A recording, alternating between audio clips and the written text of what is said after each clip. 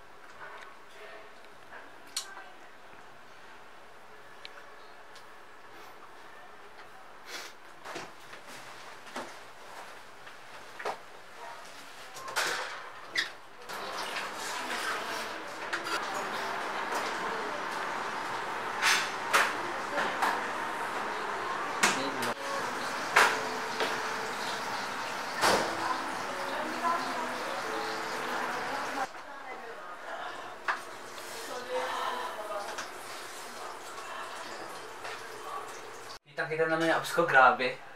Kahit di man ako kasi yung puti ng mga artista, Pilipino naman ang kulay ko. Meron na rin ako matatawag sa ilong. Kissable lips. Siguro marami nagkakagusto sa akin. Pero hindi. Loyal ako kay Andrea. Kuya, mag-aalmusal na raw po, sabi ni Mama. Wait lang. Pabase lang ako.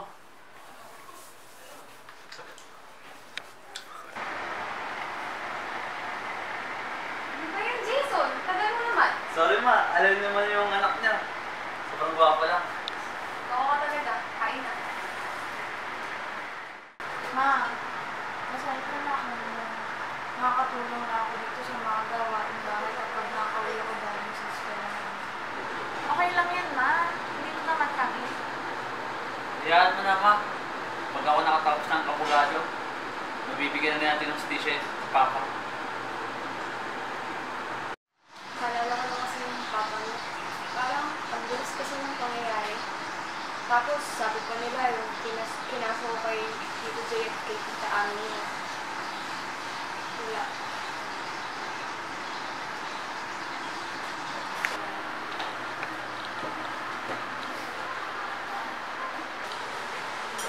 Ma, huwag kang mag-alala. Kami bahala sa'yo. Hindi na ako iiwan mga anak ha. Kasi kung hindi, ito ka hindi mo na yan. Anak ba ma? Magiging abogado yung pogi ng anak. Ako bahala sa inyo ni Jada. Magiging artista siya. Basta ako yung magiging #1 fan niya. Ganda-ganda niya eh.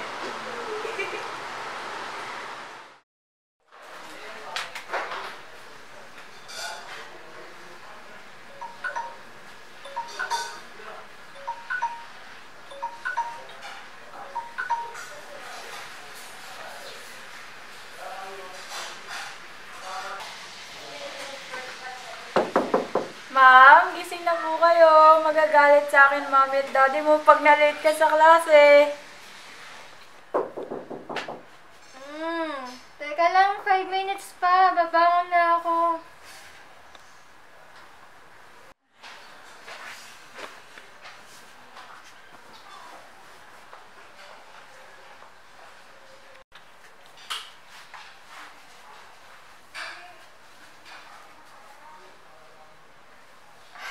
Kailan kaya ako sasaya? Kailan kaya ako magiging isang hamak na malayang dalaga?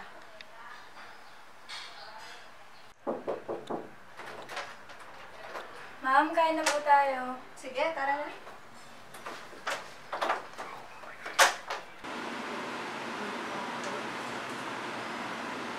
Ma'am, kain na po kayo. May naman naman, Lilia. Huwag mo na akong tawagin, ma'am. Simula pa lang na masukan ka na dito, tinutuloy na kitang kapatid. Nakakaya naman po, pero sige na nga, Joy.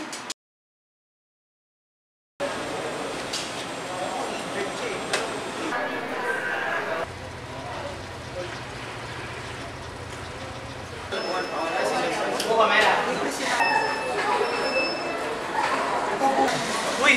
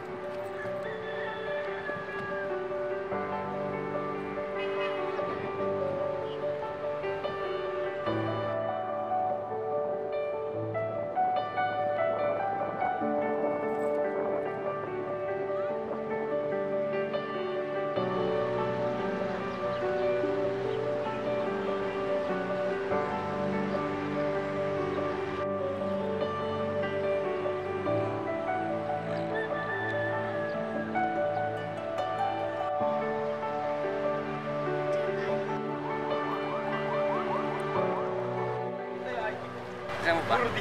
Mayamin na ako. Matagal na ako may gusto sa'yo. Kaso sa manit mo, hindi mo yun nararamdaman. Ako rin naman, Jason. Simula pa nung una may gusto na ako sa akin. Kaya lang, iniisip ko si Andrea. Baka pagka nalaman niya to, magalit siya sa akin. Una na muna ako. Mamaya pagka-uwi ko sa bahay, may sasend ako sa isang messenger. Check mo na lang, no?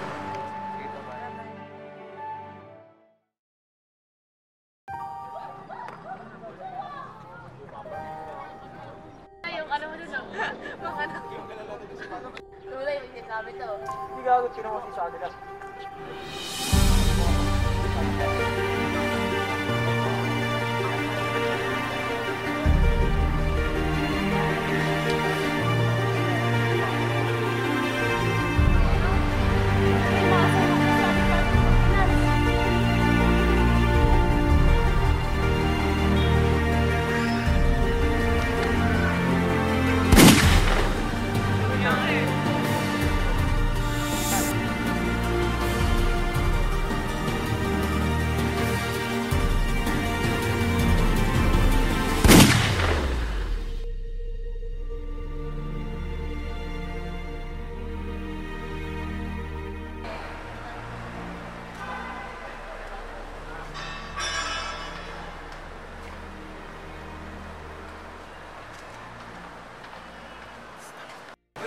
Uy, pre. Basta, okay naman, pre. Parang may kailangan akong malaman, pre, labas ka na sa huluhan ko bago ka pa madawin. Bakit? Ano ba yung mga kagulo na yan? Bakit ka pwede masabi? Tol, sa atin lang to. Kasi si Ma'am Amy at si Sir Jay, pwede mo bang pagsabihan? Naging kaibigan mo naman sila, di ba? Nasangkot sila sa, sa negosyong pagbebenta ng masamang gamot. Mahirap na ngayon. Si Duterte pa naman nakaupo ngayon. Droga ba yan, pre? Oo, pre. Kaya malakas yung negosyo nila ngayon. Ayun! Hello, ma'am? Sige po, sige po. Okay po. Sige po. Pre, pinapatawag ka na nila, ma'am. Okay, pre. Sige. Ano ako, pre, ha? Sige.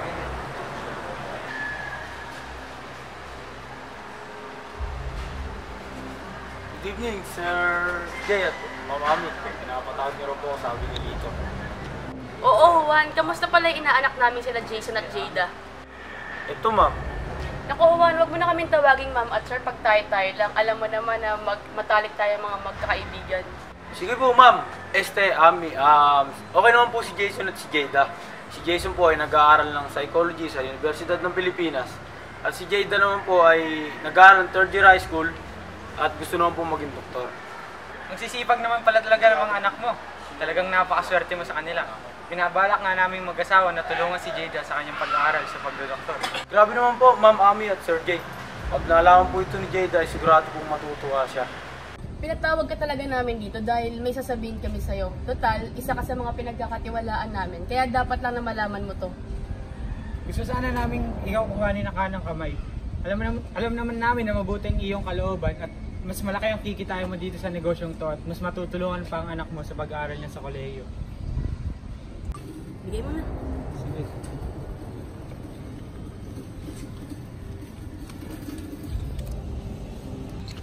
Hoy, Ami! Hoy, Jay! Mas gugustuhin ko pa mag-drive kaysa magtulak ng droga nyo.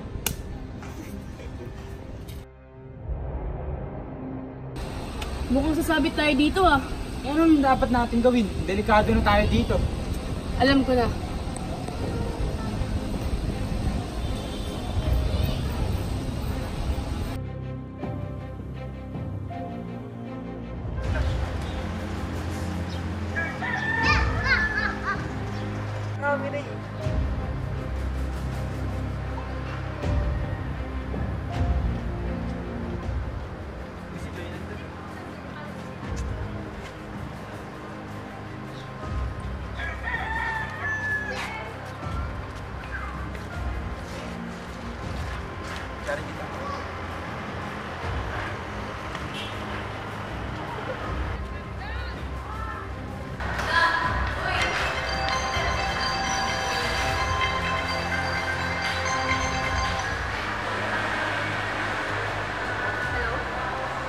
Hello?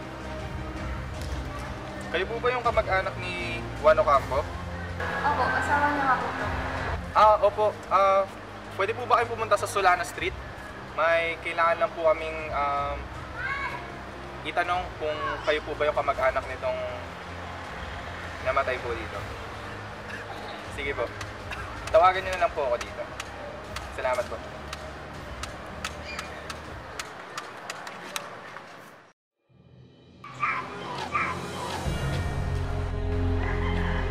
Saglit lang po, saglit lang. Bawal po kayo dito. Bawal po kayo dito. Kaano-ano niyo po ba yung namatay? Asawa! Po tayo saglit lang. Ano po bang pangalan ng asawa niyo? Siya nga po yung namatay. Sir, sino po pumatay? Tatay ko. Hindi pa po namin alam kung anong nangyari, pero ginagawa na po namin ang aming mga kaya para po malaman kung ano po ba talaga ang sabi o pinagmulan nito. May alam ka ba kung saan sa masamang gawa niya sa tatay ko? Kasi kung oo, malamang sa malamang, may nagutos sa ipapatayan. Mabait po tatay ko. Gagawin po namin ang aming mga kaya para po malaman kung ano po ba talaga nangyari. Ito na po ang gamit ng asawa niya kung pakitago. Tara na, balik na tayo. Ay, natao naman si Juan. Yes. Yan niyo po ma'am, sa ngayon po, pag-aaralan pa namin yung nangyari. Pero makikisigurado po kayo, malalaman po namin kung sino nagpapatay sa asawa niyo. Ma'am, nandito na yung pamilya ni Juan. Ako na po ang bahala para hindi sila maghinala sa inyo. Oo ma'am, malinis itong magtrabaho. Sige sir, sana mabigyan ng prestisya ang pagkamatay ng tatay ko. Sa akin yan. Sige na po, na po ako. Salamat. Tatay ko.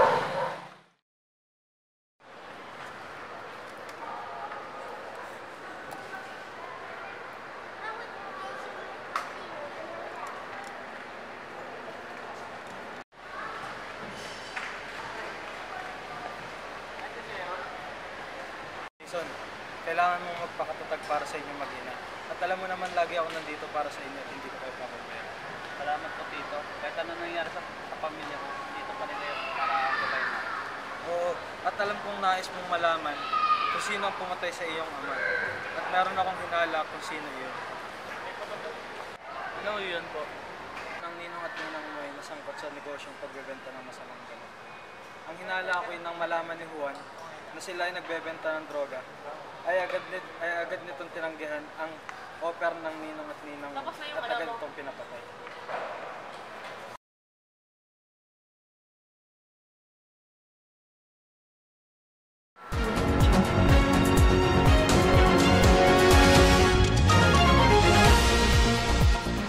Sa ulo na nagbabagang balita, Abalos kunestyon ang paglaya.